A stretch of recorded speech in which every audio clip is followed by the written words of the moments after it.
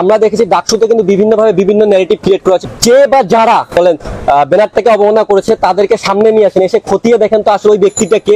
আসলে ভাই আমার খেয়ে দেয়ে কাজ নাই যে আমি এসে এভাবে অভিযোগ দিয়ে বসবো বা এইভাবে প্রেস রিডিং করবো। আমার এর বাইরে অনেক কাজ রয়েছে। প্রশাসনের উচিত যে সবাই চোখে আঙ্গুল দিয়ে দেখিয়ে দেওয়া উচিত যে আসলে আমাদের নির্বাচনটা এগুলো সবগুলো বৈধতা হয়েছে। ইতিমধ্যে প্রশাসন বলেছে নীলক্ষেত গাউছুল আজমে কোনোভাবে ব্যালট ছাপানো হয়নি, যথাযথ নিরাপত্তায় ব্যালট ছাপানো হয়েছে। তাহলে অনুসন্ধানী যে নিউজ 24 যে একটা প্রতিবেদন গতকালকে আমরা দেখেছি, সেই জায়গা থেকে পুরাটাই আমরা ভিত্তিহীন দেখতে পাই। সেই জায়গাতে প্রশ্ন থেকে যায় যে আসলে ডাকসু কতটুকু সুস্থ হয়েছে। আমি একটা অভিযোগ নিয়ে গত একটি প্রেস ব্রিফিংয়ে বলেছিলাম যে আমার একটি ভোট গেল কোথায়। সেই জায়গা থেকে বিভিন্ন প্যানেলের বিভিন্ন অভিযোগের ভিত্তিতে আমি আমার জায়গা থেকে কিছু দাবি এবং কিছু প্রশ্ন প্রশাসনকে উপস্থাপন করতে চাই। এবং আমি এই ডাকসু নির্বাচন কমিশনের কাছে কয়েকটি প্রশ্ন ও দাবি। এতগুলো প্রার্থী একই সাথে অভিযোগ দিচ্ছে, এগুলো অভিযোগ কোনোভাবে এড়িয়ে যাওয়ার উপায় নেই। প্রতিটি অভিযোগের সুস্থ তদন্ত চাই। 2, প্রতিটি ভোটারের স্বাক্ষর প্রকাশ করুন, কয়জন এবং কে কে সেদিন ভোট দিয়েছেন।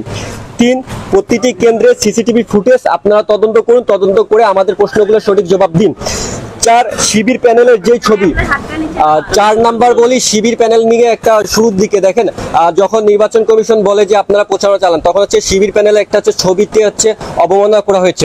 সেই জায়গা থেকে হচ্ছে আমি আমার দৃষ্টিকোণ থেকে যেটুকু মনে করি, দেখেন নির্বাচন কমিশনের যে বিধিমালা অনুযায়ী মনে হয় না এরকম কোনো বড় ব্যানার লাগানোর ক্রিয়া ছিল, অনুমতি ছিল। সেই জায়গা থেকে তারা প্রথম দিনে সেই ব্যানারটা যে জায়গায় লাগায়, সেই জায়গায় একটা স্পেসিফিক কাহিনী আমি বিভিন্ন মিডিয়া থেকে দেখছি, বিষয়টা এরকম ছিল যে ব্যানারটা লাগানো হচ্ছে 5 মিনিটের মধ্যে বা 5 থেকে 10 মিনিট এরকম একটা টাইমের মধ্যে হচ্ছে ব্যানারটাকে অবমাননা করা হয়। এবং এখানে সবচেয়ে ইন্টারেস্টিং বিষয় হয়, ব্যানারটা যখন লাগায় তারা লাগানোর পর যখন বেরিয়ে যায় তখন নাকি হচ্ছে যে দারোয়ান ছিল সেই দারোয়ান নাকি ওয়াশরুমে গিয়েছে এবং তারাই ফাঁকে হচ্ছে এই যে ছবিটাকে অবমাননা করা হয়েছে। আসলে সেই জায়গা থেকে আমাদের একটা প্রশ্ন থেকে যায় যে ওই ব্যক্তিটাকে আপনারা সিসিটিভি ফুটেজে দেখেছেন এবং তখন বলা হয়েছে যে হলুদ গেঞ্জি পরিহিত এরকম খুব সম্ভবত একটা ব্যক্তিকে আপনারা দেখতে পেয়েছেন, বাট আপনারা সেই ব্যক্তিটাকে কোনোভাবে তদন্ত করে সামনে নিয়ে আসলেন না যে ব্যক্তিটা আসলে কে। এখানে আমার একটি সন্দেহ থেকে যায় যে আসলে ওই ব্যক্তিটা কি ওই দলের, নাকি হচ্ছে কোনো দল পাঠিয়েছে, নাকি হচ্ছে তাদের সাজানো কোনো কিছু একটা, এরকম আমরা সন্দেহ করতেই পারি।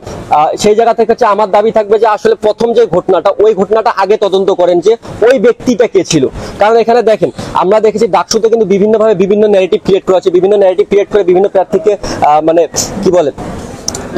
দমিয়ে দেওয়া হচ্ছে, আবার কোনো প্রার্থীকে প্রমোট করা হচ্ছে, সামনের দিকে এগিয়ে আসে। সেই জায়গা যে বা যারা ওই ক্রিয়াটাকে ওই যে বলেন ব্যানারটাকে অবমাননা করেছে তাদেরকে সামনে নিয়ে আসেন, এসে খতিয়ে দেখেন তো আসলে ওই ব্যক্তিটাকে, নাকি এটা আবার কোনো সাধারণ নাটক যে এরকম হচ্ছে তাদেরকে দিয়ে তাদের ব্যানার অবমাননা করে তাদেরকে সামনের দিকে প্রমোট করেছে, মানুষের দ্বারা একটা ন্যারেটিভ ক্রিয়েট করেছে, তাদের পজিটিভ নিয়ে সামনে নিয়ে আসা। বেশ কিছু ইস্যু আসছে। এই জন্য আমি বলতেছি যে আপনারা আসলে প্রথম বিষয় যেটা থেকে শুরু হয়েছে ওটা তদন্ত করেন। আসলে ভাই আমার খেয়ে দেয়ে কাজ নাই যে আমি এসে এভাবে অভিযোগ দিয়ে বসবো বা এইভাবে প্রেস রিডিং করবো। আমার এর বাইরে অনেক কাজ রয়েছে। দেখেন একটা অভিযোগ, একজন ব্যক্তি স্পেসিফিক ভাবে একটা অভিযোগ দিচ্ছে। আপনারা দেখেন বিভিন্ন মিডিয়া ইতিমধ্যে অনেক কিছু সামনে চলে এসেছে যে কোথায় কিরকম অভিযোগ আসছে, অনিয়ম আসছে। প্রশাসনের উচিত যে চোখে আঙ্গুল দিয়ে দেখিয়ে দেওয়া উচিত যে আসলে আমাদের নির্বাচনটা এগুলো সবগুলো বৈধতা হয়েছে। আমরা বলবো না যে ডাকসু নির্বাচনে আমরা প্রশ্নবিদ্ধ করার জন্য এসেছি। আমরা চাই যে আমাদের অভিযোগ করার কি আছে, আমাদের আমরা অভিযোগ করবো আমাদের প্রশাসনকে আমরা অভিযোগ করি। আমরা কোনো নির্দিষ্ট প্যানেলকে অভিযোগ করতেছি না। শিবির জিতেছে, আমাদের শিবিরকে টার্গেট করে অভিযোগ করছি এমনটা না।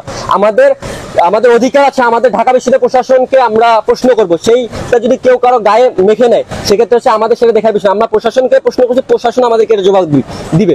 এবং আরেকটা বিষয় বলি, দেখেন সাদিক কাইম ভাইয়ের প্যানেল খুব সম্ভবত আমার যতটুকু মনে পড়তেছে ওই জায়গা থেকে হচ্ছে ওনারা কেউ একজন হচ্ছে ওনাদের প্যানেলের বিরুদ্ধে একটা অভিযোগ নিয়ে এসেছিল ডাকসু নির্বাচনের প্রচারণার সময়। তখন ওরা একটা সাধুবাদ জানিয়েছে যে হ্যাঁ আমরা এই অভিযোগগুলো গ্রহণ করতেছি, এগুলো আমরা পজিটিভ ভাবে নিয়েছি।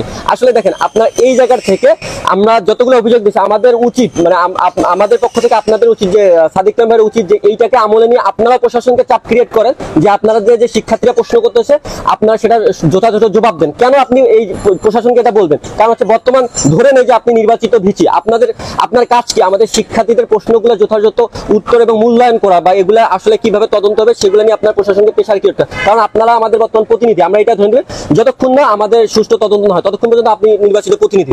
সেই জায়গা থেকে আপনারও উচিত যে আপনি ওই যে প্রশাসনকে এই জায়গাটা থেকে যত দ্রুত সম্ভব তদন্ত করে আমাদের যে প্রশ্নগুলো আছে এগুলো খতিয়ে দেখার জন্য আহ্বান জানান। এবং গতকালকে সাদিক কায়েম ভাই এটা বলেছে, একটা পোস্টে দেখেছি, সেই জায়গাটা আমি ক্লিয়ার করছি যে এটাকে আরো জোর দিয়ে, প্রশাসনকে জোর দিয়ে যে উনি যে প্রশাসন যেন এই বিষয়গুলো দ্রুত খতিয়ে দেখে।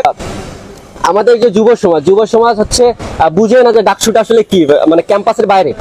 এখানে স্পেসিফিক বলি যে ডাকসু কোনো রাজনৈতিক একটা নির্বাচন না। এখানে মূলত আমরা এটাকে এইভাবে ধরতে পারি যে ডাকসু হচ্ছে আমাদের যেমন ক্লাসের সিআর নির্বাচনের তেমন একটা নির্বাচন, বাট এটাকে আমরা বিভিন্ন জায়গায় রাজনৈতিক প্রভাব বিস্তার করে ফেলছি যে এটা একটা রাজনৈতিক দল হয়ে গেছে, একটা রাজনৈতিক দলকে একটা রাজনৈতিক দল হারাচ্ছে বা কে জিততেছে এটাকে তারা মানে ইস্যু করে জাতীয় নির্বাচনকে ফোকাস করতে। সেই জায়গা থেকে আমি একটা জিনিস বলতে চাই যে আমি যখন বাসায় গেলাম, যে টপিকটাতে আছে, আমি যখন বাসায় গেলাম তখন জানতে পারলাম যে তারা বলতেছে আমি নাকি একটা ভোট পাইনি।